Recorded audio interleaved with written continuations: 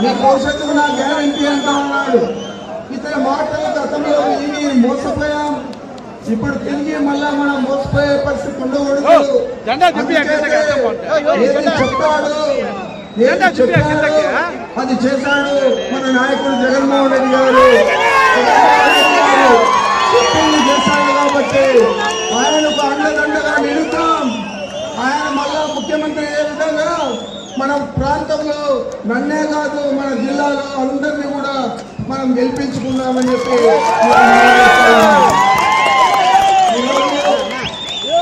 రాష్ట్రం మొత్తం మీద రాయలసీమ జిల్లాలో చూస్తూ ఉన్నారు. మొత్తం సీట్లు గెలిస్తే మనకి నల్లేరు మీద నాటకం మాదిరే ఉంటుంది మన ప్రభుత్వం ఏర్పాటు. ఇప్పటికే అన్ని సర్వేలు కూడా మనకు అనుకూలంగా ఉన్నాయి.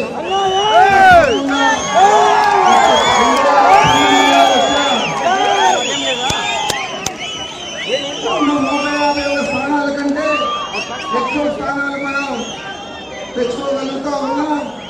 మనమందరూ కూడా సైనికులుగా పనిచేయాలా. జగన్మోహన్ రెడ్డి గారు చెప్తా ఉన్నారు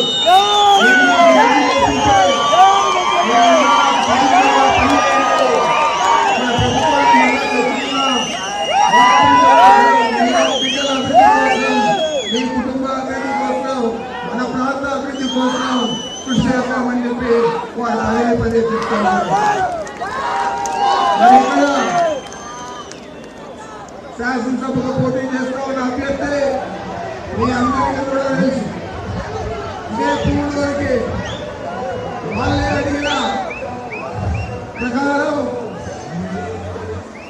ఆయన యాత్రకు చంద్రబాబు యాత్రకు బైపాస్ రోడ్లో పోయేట్లు వాళ్ళు రోడ్డు మ్యాప్ అప్రూవ్ చేసుకొని ఎస్పీ దగ్గర తిరిగి ఇక్కడ వచ్చి మనం ఊళ్ళో ప్రవేశించాలంటే ఆ రోజు పోలీసులు అడ్డుకుంటే పోలీసులకు వాళ్ళకు గలాట జరిగితే మనమల్లా ఊళ్ళని చెప్తా ఉన్నారు. మనం ఎవరైనా ఇక్కడ ఏమన్నా చిన్న తప్పు చేశామా శాంతి భద్రతలకు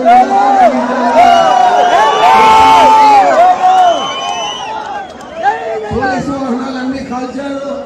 ఒక పోలీస్ కానిస్టేబుల్ కు కన్ను కూడా పోయింది. ఈ విధంగా పోలీసుల మీద దౌర్జన్యం చేసి మన మీద చిత్రీకరించే ప్రయత్నం చంద్రబాబు నాయుడు ఇప్పుడు ఇక్కడ పోటీ చేస్తా ఉన్న రామచంద్రారెడ్డి ఇద్దరు కూడా మన మీద ప్రచారం చేశారు. పోలీసులు కొడితే కేసులు పెట్టరా? కేసులు పెడితే జైలు పోరా? మరి వారు కూడా దిగుతూ ఉన్నారు మన గురించి. మీరు రౌడీలుగా పోలీసుల మీద దాడి చేసి ఆ దాడికి ప్రతిఫలంగా మీరు జైలుకు పోతే మమ్మల్ని రౌడీలని మాట్లాడితే బుద్ధి ఉండాలని మీకు అన్ని చెప్తూ ఉన్నాను. అదేవిధంగా పార్లమెంటు కూడా ఆయన పోటీ చేస్తా ఉన్నాడు. అసెంబ్లీలోనే చెప్పుకున్నాడు, నేను తెలంగాణలో పుట్టి పెరిగాను, తెలంగాణ వాసిని. మళ్ళీ ఏ మోహం పెట్టుకొని ఇక్కడికి పోటీ చేస్తా ఉన్నాడు. పార్లమెంట్ కూడా అడుగుతా ఉన్నాను. ఇతను ముఖ్యమంత్రి అయ్యేదానికి అక్కడ చిదంబరం గారిని కాళ్ళు పట్టుకొని లేనిపోని కుట్రలన్నీ చేసి జగన్మోహన్ రెడ్డి గారి మీద నాకు ముఖ్యమంత్రి భావిస్తే జగన్మోహన్ రెడ్డి గారిని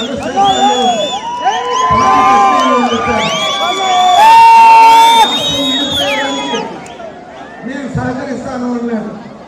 వాళ్ళ పార్టీ ఏమో సమైక్య ఆంధ్ర పార్టీ గుర్తేమో చెప్పి మెడకేసుకోవాలి.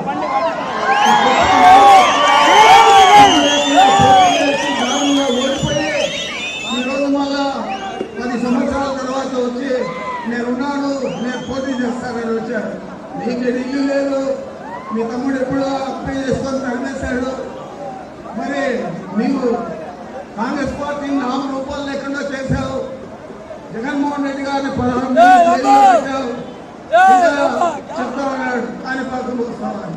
నీ మొగానికి నేను రావాలా?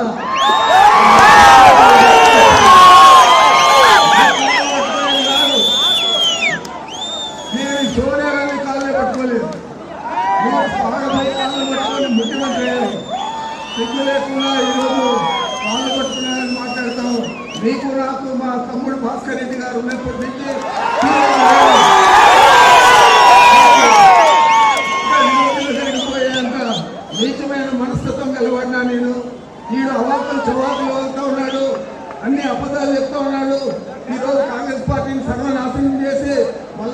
బీజేపీలో పోయి పోటీ చేస్తా ఉన్నాడు.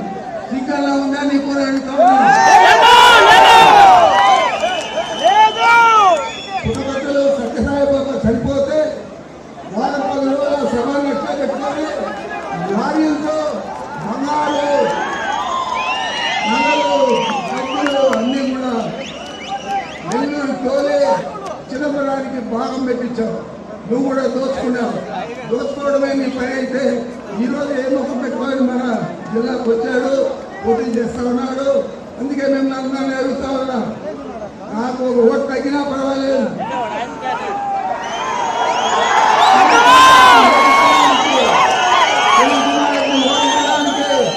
అందరూ నడవలించే అతనికి డిపాజిట్ లేకుండా చేయాలని చెప్పి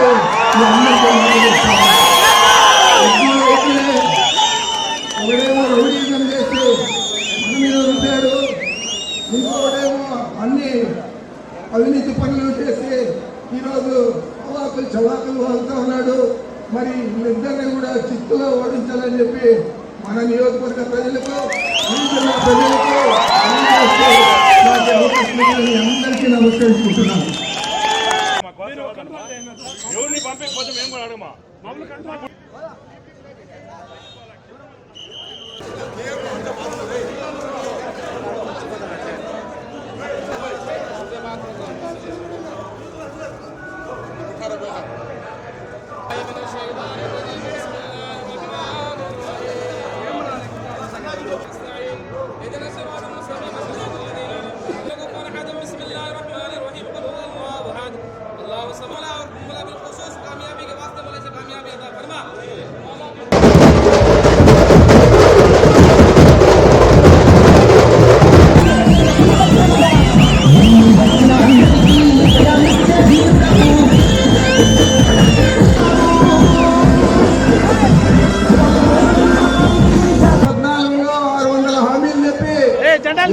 నెరవేర్చకుండా మళ్ళా 6 గ్యారంటీలు వస్తా ఉన్నాడు. మీ భవిష్యత్తుకు నా గ్యారంటీ అంటా ఉన్నాడు. ఇతర మాటలు గతంలో విని మోసపోయాం. ఇప్పుడు తిరిగి మళ్ళా మనం మోసపోయే పరిస్థితి ఉండకూడదు.